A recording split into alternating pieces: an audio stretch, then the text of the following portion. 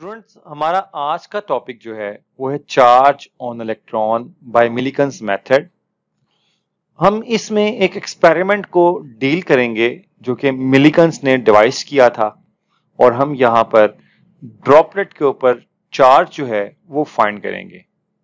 Student, चलते हैं अपने आज के इस टॉपिक की। Describe the charge on electrons by Millikan's method. Charge on electron by Millikan's method को स्टार्ट करते हैं तो हम स्टार्टिंग में कुछ पॉइंट्स या कुछ आउटलाइंस बना लेते हैं इस आज के अपने टॉपिक की, जिन आउटलाइंस को हम इस आज के अपने लेक्चर में कवर करेंगे। स्टूडेंट्स, सबसे पहले तो हम इस एक्सपेरिमेंट का इंट्रोडक्शन डील करेंगे।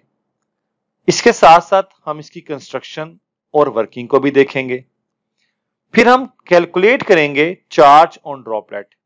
चार्ज ऑन ड्रॉपलेट कैलकुलेट कर लेंगे तो हमें फिर यहां पर चार्ज ऑन ड्रॉपलेट को कैलकुलेट करने के लिए ड्रॉपलेट के मास की जरूरत पड़ेगी। और जब हम मास ऑफ ड्रॉपलेट को कैलकुलेट करने जाएंगे तो वहां पर स्टूडेंट हमें रेडियस ऑफ ड्रॉपलेट भी कैलकुलेट करना पड़ेगा।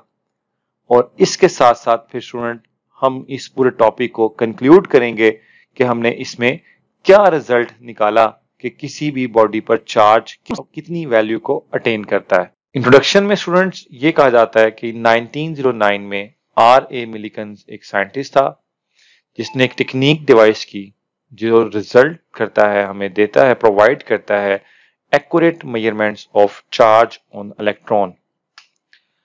कंस्ट्रक्शन स्टूडेंट, हम इसकी स्कीमेटिक डायग्राम की तरफ चलते हैं जो कि मिलीकन्स एक्सपेरिमेंट था।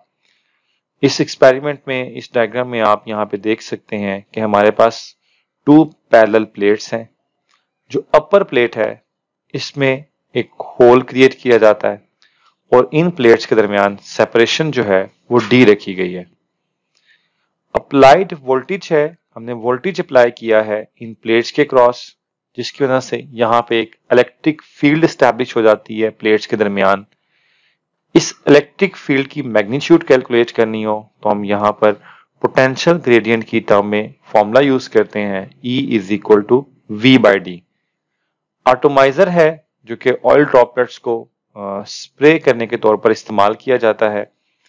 एक लाइट सोर्स है जो कि लेंस के थ्रू विंडो 1 से इन प्लेट्स के दरमियान इंसिडेंस करवाया जाता है और माइक्रोस्कोप M की मदद से हम इसके इनसाइड व्यू को सीन कर पाते हैं। वर्किंग पे चलते हैं students.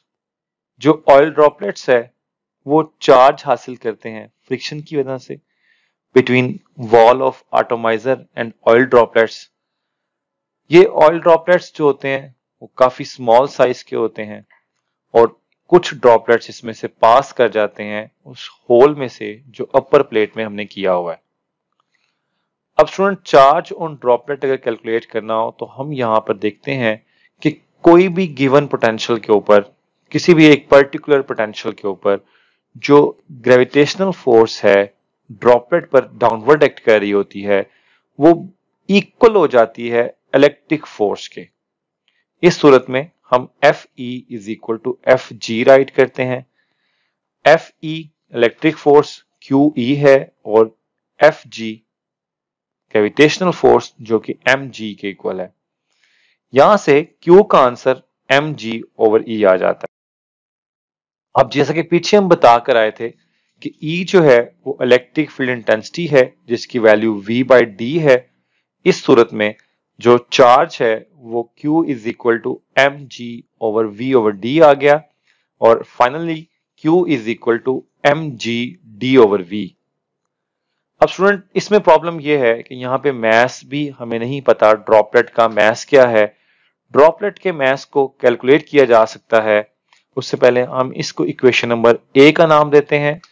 Mass of the droplet के लिए हम इंट्रोड्यूस करवाते हैं डेंसिटी के कंसेप्ट को। डेंसिटी अगर रो है और volume of the droplet V है तो mass of the droplet is given by this formula M is equal to rho multiply by V। V जो है वो वॉल्यूम ऑफ अ स्फीयर है क्योंकि droplet are in spherical shape, so that's why we can put M is equal to rho multiply by 4/3 pi r cube. Student, इस equation को हम equation B का नाम दे देते हैं। अब प्रॉब्लम यह है कि मास ऑफ द ड्रॉपलेट कैलकुलेट किया जा सकता है अगर हमें रेडियस ऑफ ड्रॉपलेट्स का पता हो। तो स्टूडेंट इसी से आगे हम रेडियस ऑफ ड्रॉपलेट फाइंड करते हैं। जी स्टूडेंट, रेडियस को कैलकुलेट करने के लिए हम यहाँ पे सबसे पहला काम तो ये करते हैं कि इलेक्ट्रिक फील्ड जो बिटवीन द प्लेट्स है उसको स्विच ऑफ करते हैं, जिससे होता यह है कि ड्रॉपलेट फॉल करता है due to the action of gravity की वजह से, और ये अटेन करता है टर्मिनल वेलोसिटी को। जब ये टर्मिनल वेलोसिटी को अटेन करता है तो हम यहां पे ये कहते हैं कि जो फोर्स ऑफ ग्रेविटी है वो बैलेंस हो जाती है ड्रैग फोर्स के साथ। जब ड्रैग फोर्स से बैलेंस हो जाती है तो ड्रैग फोर्स का फॉर्मूला पड़ा था स्टोक्स थ्योरम से कि 6 pi eta r v T होता है। वी टी यहां पर टर्मिनल स्पीड है जिसको हम मेजर कर सकते हैं डिस्टेंस से और टाइम की मेजरमेंट से। वैल्यूज पुट करने पर हमें हासिल हुआ 6 pi eta r v t which is equal to m g, and then putting the value of mass we get 6 pi eta r v t which is equal to rho multiply by 4/3 pi r cube into g. यहां से student कुछ cutting करते हैं, तो cutting की सूरत में सबसे पहले तो यहां पर पाई को कट कर दिया हमने, फिर एक आर को आर क्यूब से कट किया, और देन हमने 6 को 2 के टेबल पर कट किया, तो 6 3s are 2,